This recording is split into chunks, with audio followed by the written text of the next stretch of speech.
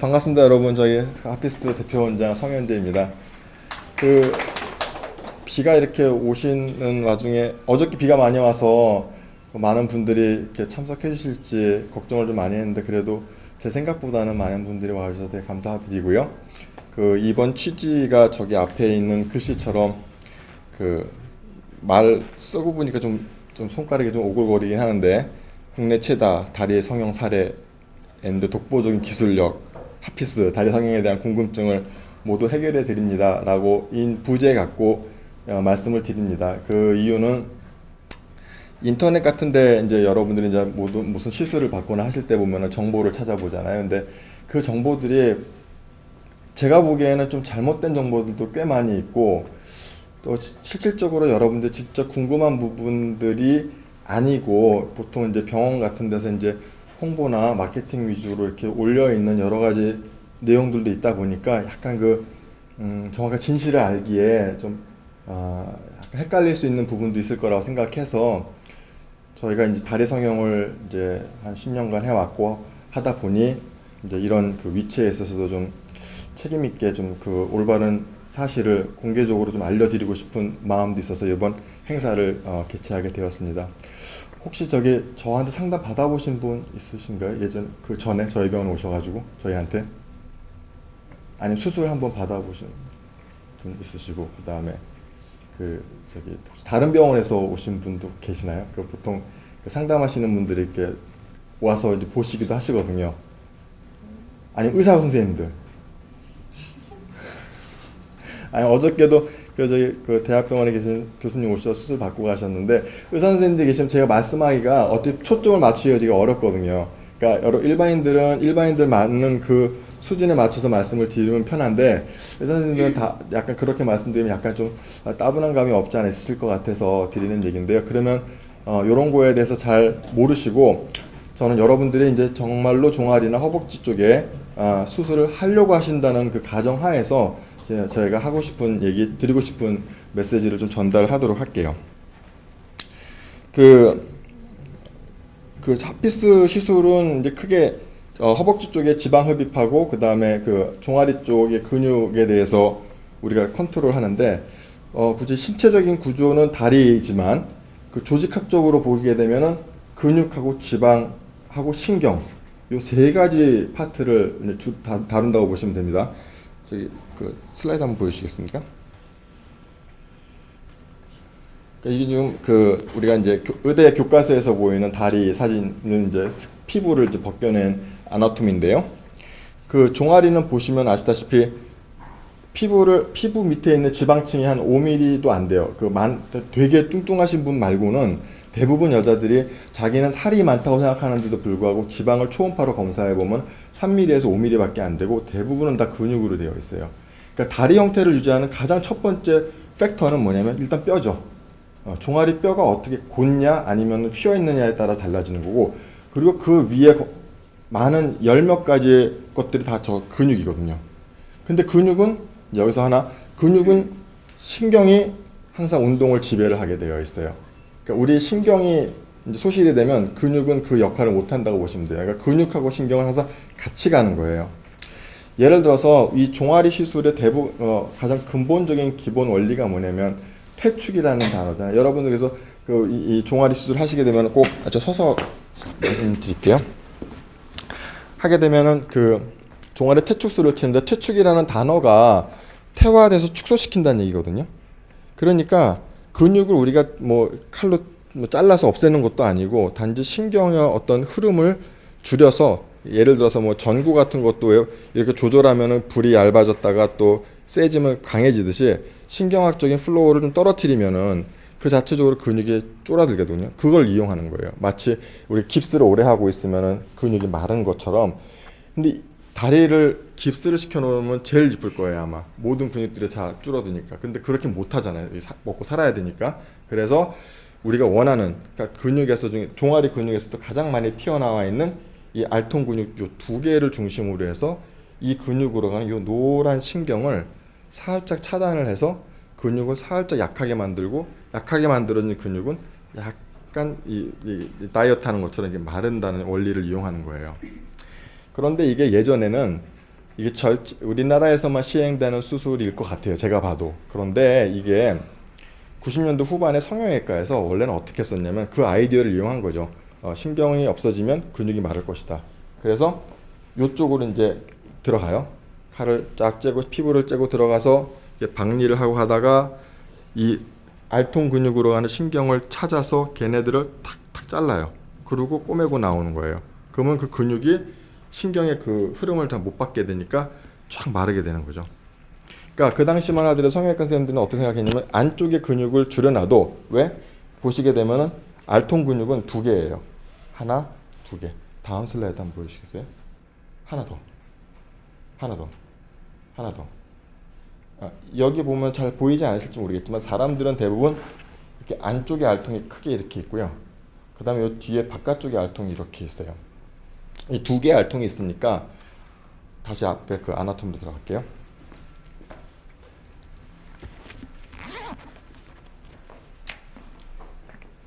이 안쪽으로 가는 알통의 신경을 다 없앤다 하더라도 바깥쪽 알통 근육이 있으니까 기능적으로는 부담이 없을 것이다라고 생각을 하신 거였죠. 그래서 여기를 잘랐어요. 그래서 안쪽 알통을 없앴어요. 그게 지금도 시행하고 있는 안쪽 알통이 우리 여러분들이 가장 싫어하는 부분이 청바지 같은 거 입게 되면 안쪽에 튀어나오는 게 싫잖아요. 그래서 그걸 없애는 방향으로 시술이 진행이 된 거였죠. 그리고 2003년도, 4년도 올라오면서 그거를 굳이 이 칼로 째서 신경을 자르는 방법이 아니라 저희가 하는 여러 가지 기구들이 있잖아요. 그 근전도 검사 기계도 있고 여러 가지. 또 그 당시에 어떤 그 기계가 나왔었냐면 척수 디스크로 가는 신경이 있어요. 그 신경을 고주파 같은 걸로 지져가지고 허리 질환을 좀 치료하는 방법의 어떤 그 기계들이 우리나라에 도입이 됐었거든요.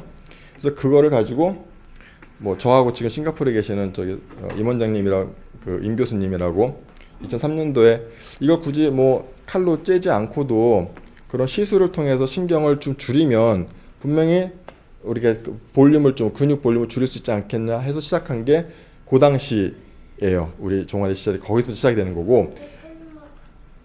그때 그 홍대 쪽에 라고 하는 병원이 있었어요. 거기는 이제 뭐 일반외과 선생님도 계셨고 뭐 산부인과 선생님도 계시고 그분들이 이제 지방흡입 1세대 선생님들이었는데 그분들도 같이 비슷한 시기에 이런 방법, 그러니까 칼로 째서 신경을 자르는 게 아니라 어떤 기구나 도구를 통해서 신경을 정리하는 방법을 그 당시에 이제 같이 시작을 하게 됐죠.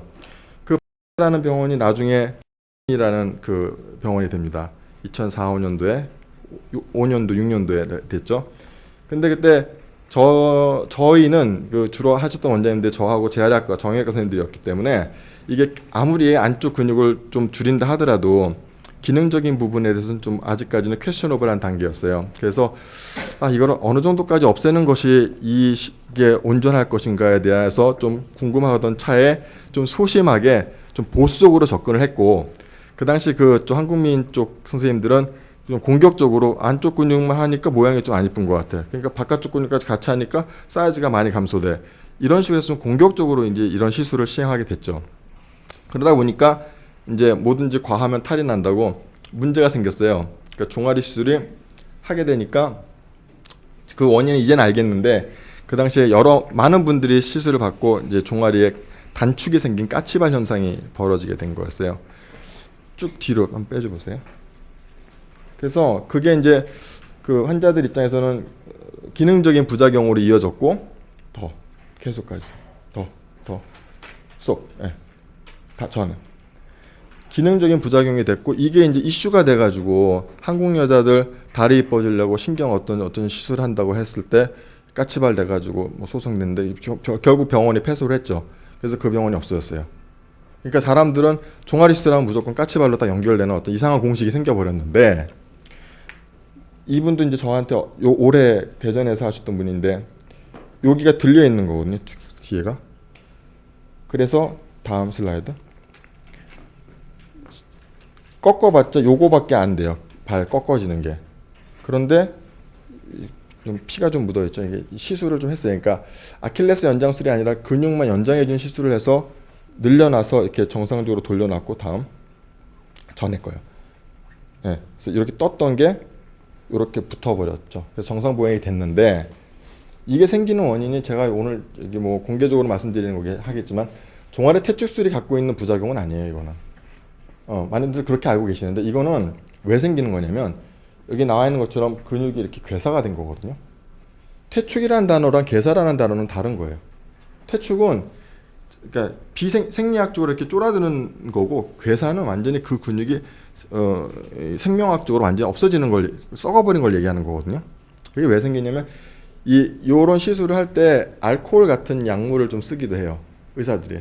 그러니까 주사로 치료하는 병원들 있잖아요. 주사로 해가지고 무슨 알 주사 해가지고 주사 맞으면 그 중에 보톡스는 되게 괜찮은 방법인데 그거 말고 신경이 이제 지질로 되어 있다 보니까 그 신경을 좀 이렇게 알코올 같은 걸로 지지는 식의 녹여서 이렇게 좀 이게 차단하는 방식을 쓰는데 그게 신경으로 안 가고 이게 재수 나빠가지고 소동맥이나 혈관으로 들어가면 그 동맥과 혈관에 분포되어 있는 근육이 썩어버리는 거예요. 그래서 딱딱하게 굳어버리는 거죠. 이런 경우는 뭐 아무리 물리치료해도 이게 돌아오지가 않거든요. 그러니까 여러분도 오늘 아실 거는 종아리 퇴축술이 갖고 있는 근원적 부작용은 까치발은 아니라는 거예요. 자, 그럼 이렇게 되면 이제 여기서 이제 종아리 퇴축술 하려고 하시는 분들 계실 테니까 그럼 어떤 게 부작용이 있느냐?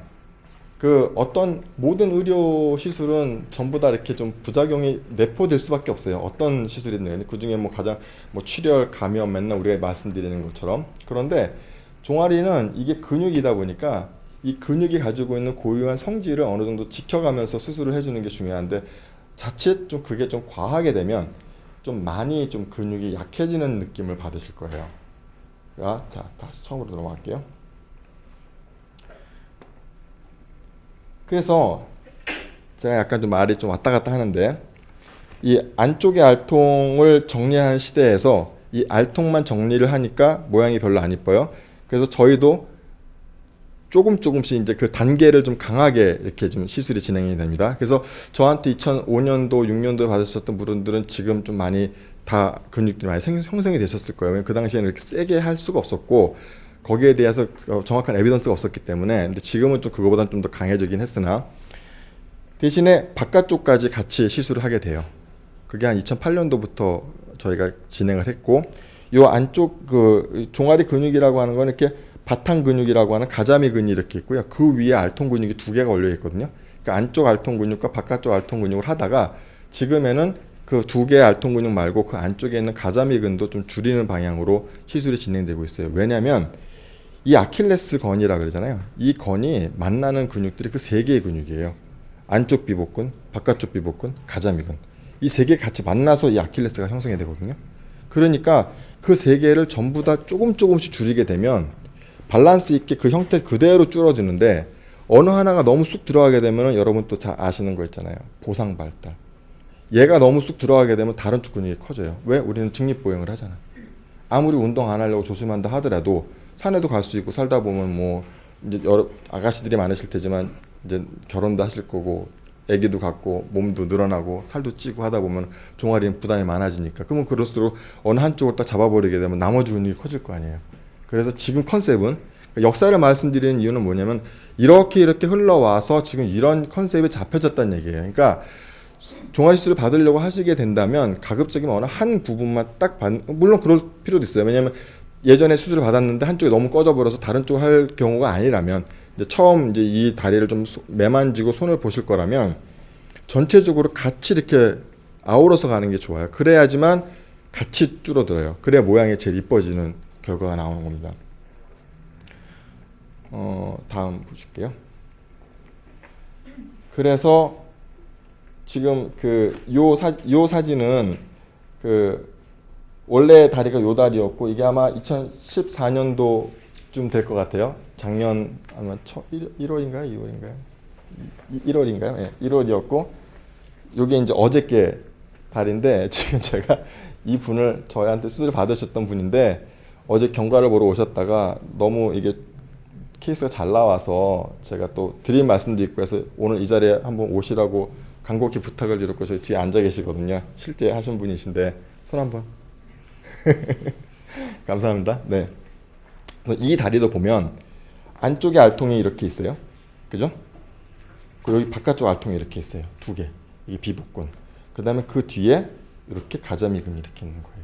그러니까 아까 제가 말씀드린 컨셉대로 안쪽 알통하고 바깥쪽 알통도 하고 요 비복근도 하고 가자미근도 하고 그렇게 되면은 이런 느낌이 되는데 보면은 여기는 까치발을 드셨는데 이건 까치발을 안 드셨어요. 저는 들고 찍어보고 싶고 비교를 한번 해보고 싶었는데 같은 조건에서. 근데 이분은 그걸 안 하시겠다고. 왜? 자꾸 그런 거 하면 알 생기니까요, 선생님. 그러니까 그 정도, 그러니까 한 번만 들어달라고 했는데도 결국 못 찍었어요, 제가. 그래서 요거라도 찍자. 센치로 보면은 이게 34였었죠. 어제 보니까 28cm 정도 주셨거든요. 다리가 되게 이쁘게 나오셨는데, 그분을 지금 오게 했고 이 사진을 보여드리는 것 중에 이유는 저희가 이 시술은 영구적으로 하지 않습니다. 웬만하면. 그러니까 아까 3개의 근육을 다 줄인다 그랬잖아요. 그럼 영구적으로 한다는 건 3개의 근육이나 신경을 전부 다 없애야 되는데, 그죠? 그러면 아무리 운동해도 안 생길 테니까. 근데 그렇게 하다가는 아까 얘기했던 여러 가지 문제점이 있으니까 3개를 다 하되 좀 덜 어느 정도는 다 남겨놓는 방식으로 시술을 하는 게 지금 그게 가장 올바른 방법이거든요. 종아리 시술 대학병원에서 하는 병원 봤어요? 이거는 온리 미용이에요. 어떻게 보면. 그러니까 다리가 좀 이뻐지고 또 현대 도시를 살아가는 여성으로서 다리가 너무 두꺼워서 컴플렉스가 있는 분들이 너무 좀 내가 치마 입고 다녔을 때 뒤에서 누가 쳐다보는 것 같고 좀 문화적으로나 사회적으로 좀 그런 면이 없지 않아 있으니까 그런 것들 때문에 좀 지금보다 나은 방향으로 개선하고자 하는 미용 시술이기 때문에 대학병원 같은 데서는 잘 하지 않고 이게 좀 어떻게 보면 좀 자생적으로 이렇게 발전되어 온 일종의 의학적인 학문이거든요. 그러다 보니까 이거는 가장 최소한으로 줄여서 최대 효과를 보게 하는 게 저희 같은 사람들의 어떤 일이라고 생각해요. 그러다 보니까 신경을 조금씩 남겨놓는단 말이에요. 그러면 이제 주의해야 될 게 뭐냐면 이 발목 근육을 많이 써서 근육을 많이 쓰는 동작을 하지 않는 게 만들어 놓은 다리가 좀 오랫동안 유지될 수 있는 길이죠. 그러니까 이 시술을 하고 마라톤을 뛰어도 돼요. 뭐 발레를 해도 돼요. 산 타도 돼요. 이거는 저는 좀 아닌 것 같아요. 물론 그렇게 한다 손 치더라도 예전처럼으로 가지는 않아요. 가지는 않는데 이뻤을 때 모습이 유지되기 위해서는 어느 정도까지 시간이 좀 그러니까 내 몸과 이제 완전 싱크로가 돼서 이렇게 적응이 될 때까지는 한 2년간은 그런 행위를 좀 가급 좀 줄이시는 게 좋아요. 그래서 그런 걸 너무 잘 지켜주셔서 한번 오셔서 혹시나마 이 토크가 끝나고 나서 여쭤보고 싶은 게 있으면 물어보시면서 그 느낌 수술하고 났을 때 어떤 뭐 불편감 이런 것도 같이 공유하고자 한번 제가 모셨으니까 이렇게 나중에 한번 의논 한번 해보시면 좋을 것 같아요. 어쩌다 와주셔서 감사합니다. 네. 자 다음. 자국은 한 요 정도 나옵니다. 요 뒤에서 들어가고요. 아까 봤던 재밌는 거는 우리가 정리하려고 하는 그 근육들이 보통 근육은 감각신경하고 운동신경이 같이 들어가요. 그러니까 어떤 근육들은 그걸 자르잖아요. 그러면은 근육만 없어지는 게 아니라 감각까지 없어져요. 그 전체가 다. 그래서 위험한데 다행히도 이 종아리 쪽 근육은 대부분 운동신경만 돼 있고 감각신경은 따로 들어가요. 전으로도 좀 가주세요. 하나 더. 감각신경이 요거거든요. 요 노란 거 보이세요? 맨 위에. 이건 근육 위에 있어요. 피부 바로 밑에 근육 위에 있기 때문에 가끔 우리가 이제 얘기를 할 때 상담할 때 꼭 말씀드리는 게 종아리 수술하고 났을 때 요 발 뒤꿈치하고 발등의 바깥면에 좀 감각이 떨어질 수 있어요라고 말씀드리는 게 얘네가 요 한 곳에 같이 몰려 있거든요. 그래서 저희가 수면 마취를 안 하는 거예요. 이 시술을 하면서 제가 계속 저나 송 원장님 수술하다가 저 발 쪽으로 전기오면 얘기하세요. 발 쪽으로 전기오면 얘기하세요. 이렇게 얘기 드리는 게 뭐냐면 이 신경이 바로 그 근처에 있으면 그걸 느끼거든요. 앉아니까. 그러니까 그걸 피해갈 수가 있는데 물론 기계가 그걸 또 디텍션을 해주긴 합니다만 그래도 이 사람의 신경은 너무 변이가 많아요. 딱딱 이렇게 있는 대로 있는 게 아니라 사람마다 다 다르고 형태마다 다 다르기 때문에 그런 것들 때문에 저희가 수면 마취를 안 하고 그냥 부분 마취해서 하는 거고 요 감각신경은 약간 손상을 받을 수가 있다 수술하고 나서. 근데 대부분은 왜냐면 이 신경이 요렇게 해서도 오지만요 요 뒤 앞쪽에서도 나오는 2개가 있거든요. 2개가 만나서 하나가 돼서 이렇게 내려오는 거기 때문에 요 가운데 신경이 딱 부분 손상이 된다 하더라도 바깥 신경이 있어서 감각 소실이 대부분 회복이 됩니다.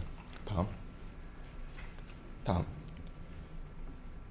그래서 이게 이제 제가 아까 얘기 드린 것처럼 지금 최근 컨셉은 안쪽의 알통, 바깥쪽의 알통, 가자미근까지 같이 들어가는 요 패턴으로 시술한다는 거. 다음.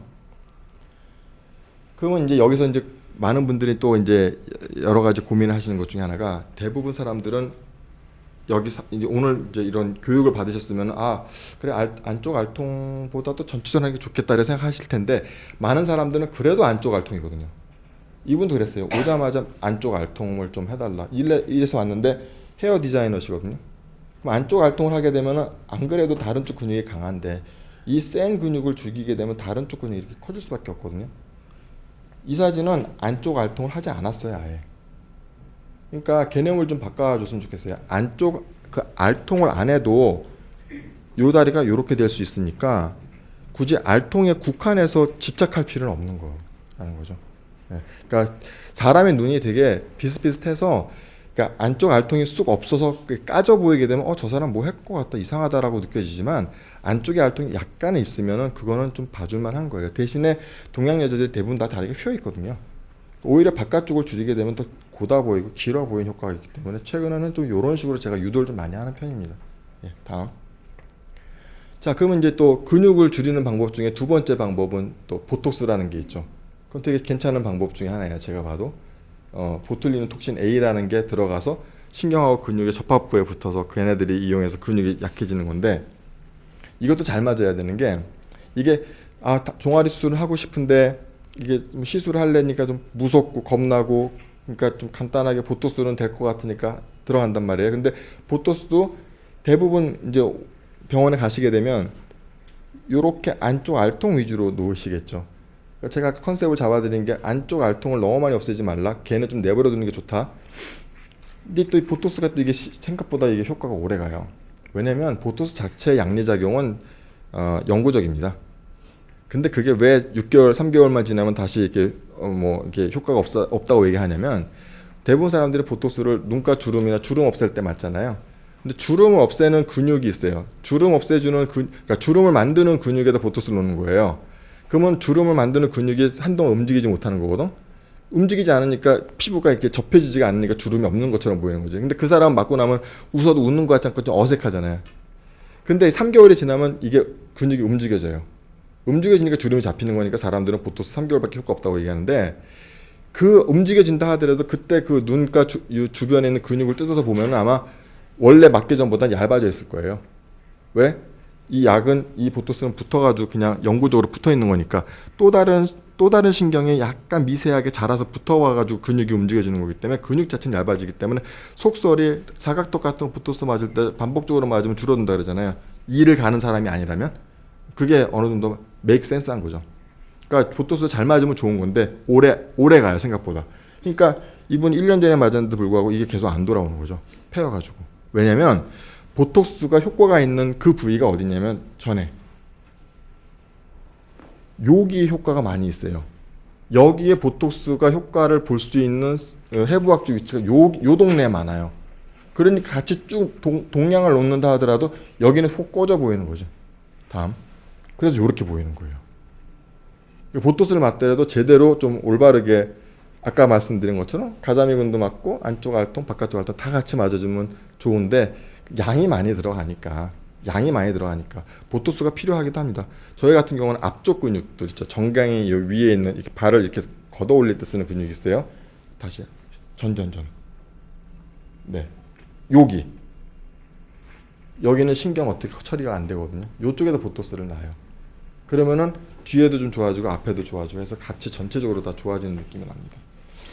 그래서 그 왜 영화를 봐도 황정민이 주연이고 오달수가 조연이잖아요. 오달수만 있어도 재미없고 황정민만 있어도 재미없어요. 그러니까 보토스는 시술이라고 하는 큰 틀에서 약간 이렇게 양념처럼 들어가주면 참 좋은 우리 트리트먼트 툴이 될 수가 있는 것 같아요. 다음. 네, 요것도 까치발 들려 있었던 건데 여기로 들어가서 늘리고 붙이고 다음. 아까 보신 거고 다음 됐습니다. 예. 그래서 저희가 이렇게 하고 싶은 얘기에 드리고 싶은 얘기는 되게 많은데 또 바쁘시잖아요. 빨리 저 끝나고 또 송 원장님 또 얘기하시고 또 우리 이선미 트레이너 얘기하시고 이제 이게 가야 되니까 여기서 저는 마치고 혹시 질문 있으면 한 분만 딱 날카로운 질문 하나만 좀 해줘 보세요. 사실은 저 질문하고 싶은 게 되게 많은데 네네. 선생님 날카로운 거 하라고 하니까 네네네. 좀 부담스럽더라고요. 네. 근데 이거 시술 받고 나면 네. 일상생활 똑같이 다 하잖아요. 출퇴근하고 네네네. 네. 운동하는 거, 수영 네네. 할 수 있는데 최대한 안 해야 되는 거예요. 저기 네. 시술하고 3개월까지는 조심하고요. 저 2014년도 1월에 했는데 올해 저 만리장성 올라갔다 왔고 천안문에 국경 여행하고 일본도 여행 갔다 왔거든요. 걸어서. 그 왜 안 하셨어요? 까치 바르는데. 맞아요? 네. 근데 최대한 3개월까지 조심했어요. 아. 그때 조심하고 그 이후에는 네. 많이 걸었는데 안 돌아오더라고요. 종아리 근육이요. 많이 생각보다는요. 생각보다는. 네, 그러니까 제가 처음에 시술할 때 원장님이 저한테 했던 말이 종아리가 보면은 허벅지보다 종아리가 더 두꺼워요. 그래서 시술하게 돼도 그냥 허벅지랑 종아리가 닿게는 되지만 막 되게 날씬해지지 않을 거다라고 했는데 생각보다 되게 날씬해졌고 그리고 지금 했는데 한 3개월 조심하고 그 이후에도 그러니까 그렇게 운동을 해도 갔다 와서 늘 마사지를 해줬어요. 30분 동안. 그래서 종아리가 다시 안 두꺼워지더라고요. 그 어쩔 수 없어요. 그 움직이지 않을 수는 없잖아요. 살다 보면 그럴 수도 있고 저럴 수도 있는데 글쎄 저희 같은 경우에는 그래서 그렇다고 구데기 무서워서 장목 당겨진 수는 없으니까 일단 하고 일단은 좀 조심만 하지 너무 옵세시브하게 이렇게 탁 이거 하지 말아야지 이럴 필요는 없을 것 같고요. 이럴 수는 있어요. 저희가 시술을 한다 하더라도 약간 좀 안전성을 취하다 보면 좀 덜하게 될 수 있거든요. 그럼 그게 언제 결과가 나면 1년 되기 전엔 답이 나와요. 그러니까 1년 되기 전에 좀 세게 올라온다 싶으면은 그분이 움직이는 것도 좀 강했을 수도 있지만 저희가 시술이 약간 약한 걸 수도 있어요. 그래서 항상 저희가 여지를 두는 게 1년 6개월 때 한 번 또 와서 경과를 보고 아 이분이 이제 안정기에 들어갔다 싶으면 그때부터는 좀 편해지는 거고요. 그 전이라면 한 번 정도 더 이렇게 살짝 더 할 수도 있어요. 이게. 예. 하지만 대원칙은 운동을 할 때 운동도 해야 되잖아요. 그러니까 발목만 쓰지 않는 운동을 하시면 되거든요. 이게 줄넘기 나 뭐 등산하기 그다음에 마라톤 이런 거 하지 마시고 크로스핏은 어때요? 크로스핏도 상관없는 게 이제 줄넘기 이런 건 피해서 다른 대체 운동을 하면 돼요. 그러니까 상체나 코어 운동 쪽으로 이렇게 돌리시면서 운동을 하시면 되고 수영은 좀 괜찮은 것 같아요. 근데 요가가 생각보다 좀 자극이 많이 되시더라고요. 이게 저는 요가를 잘 안 해서 모르는데 이렇게 좀 까치발 들고서 버티는 동작들이 많아요. 그래서 그거보다는 필라테스 같은 거로 좀 바꾸시는 게 좋은 것 같고요. 그래서 운동에 대해서는 또 시술하시게 되면 그 다음부터 계속 또 이제 고민하면서 가는데 종아리 근육이 얼마 안 되잖아요. 우리 표면적을 차지하는 근육 중에서 종아리는 되게 작거든요. 정말 중요한 근육들은 허리 근육하고 복근하고 엉덩이 근육, 허벅지 근육이에요. 얘네들이 좀 강할수록 좀 건강해지는 건데 뭐 송 원장님 이따 허벅지 말씀하시겠지만 예. 그런 쪽을 좀 활용을 해서 좀 에너지를 좀 쓰시는 방향으로 하셨으면 좋겠습니다. 아 오늘 피 검사 하시고 오신 분 계세요? 그 식사를 다 하고 하신 건가요? 그러니까 이게 오늘 저희가 그 이제 서비스를 해드리는 이 검사가 그 지방을 좀 알아보는 검사였어요. 그러니까 내 몸속에 지방이 어떻게 분포되는지 다 아시긴 하실 텐데 제가 간략하게 말씀드리면은 간 수치 2가지가 포함이 되어 있고요. 그 OTPT라 그래가지고 술을 많이 먹거나 바이러스 간염에 걸리거나 좀 안 좋아지면 간 세포가 파괴되면서 나오는 효소들을 체크하는 검사 항목이 들어가 있고 그 다음에 그 저희가 이제 나중에 다 하신 분들은 결과지를 보내드리긴 할 텐데 토탈 콜레스테롤이 있고요. 그 다음에 중성지방 수치가 있고 그 다음에 LDL, 그 다음에 HDL 요 4가지 항목이 지방 들어가 있는데 토탈 콜레스테롤은 아시다시피 콜레스테롤이 몸속에 많으면은 좀 혈관 질환을 일으킬 수가 있어요. 근데 토탈 콜레스테롤은 그 LDL하고 HDL도 다 콜레스테롤이에요. 이름이 LDL, HDL인 것뿐이지 다 콜레스테롤이고 다만 그 왜 LDL이냐면은 콜레스테롤이 그 피 속에 안 녹거든요. 그래서 간에서 만들어진 콜레스테롤은 이렇게 리포솜처럼 이렇게 막에 쌓여 있어서 그 속에 들어가 있어요. 그리고 그 막에 단백질들이 붙어서 걔네가 파티클 덩어리, 그러니까 프로테인 같이, 그러니까 리포프로테인이라고, 그러니까 LDL이라고 하는 게 리포프로테인, 리포라는 게 지방이라는 뜻이고 프로테인이 단백질이니까 지방과 단백질 결합체로 이렇게 만들어져서 걔가 피 속을 돌아다니면서 필요하면은 지방 조직에 가서 콜레스테롤을 주고 근육에 가서 에너지 지방을 주고 이런 짓을 하는 것들이거든요. 근데 그 중에서 LDL이라고 하는 것들은 혈관에 침착이 되면은 동맥경화증을 일으킨다고 되어 있고요. HDL이라고 하는 거는 몸속에 있는 콜레스테롤을 얘네가 흡수를 해요. 땡겨와가지고 다시 간으로 들어가서 간에서 콜레스테롤을 담즙으로 배설을 시켜요. 그게 이제 똥으로 나오는 거예요. 네, 그래서 그런 작업을 하기 때문에 몸속에 HDL이 많을수록 건강한 거고 LDL이 많을수록 안 건강한 거라고 보시면 되고, 식사를 하고 하신 분들은 기준치보다 좀 높게 나오실 텐데 패턴만 보시면 될 것 같아요. 그건 저희가 다시 정리해서 레포트로 말씀드리도록 하겠습니다. 자, 저는 여기까지 얘기하고 있다 또 질의응답 시간에 또 말씀드리겠습니다. 네.